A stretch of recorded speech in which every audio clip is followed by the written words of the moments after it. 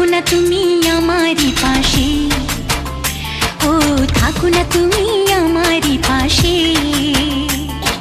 তুমি যে সুখের ভাবনা, তোমাকে ছেড়ে যাব না, কখনো যদি মরণ আসে, ও কখনো যদি মরণ আসে।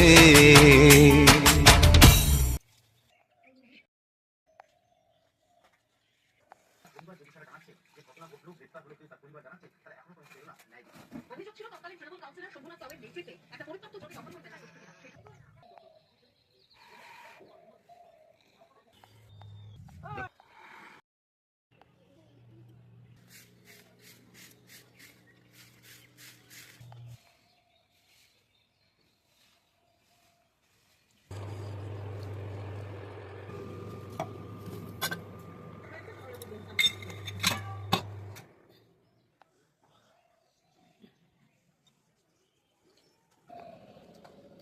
আমার মনে করেন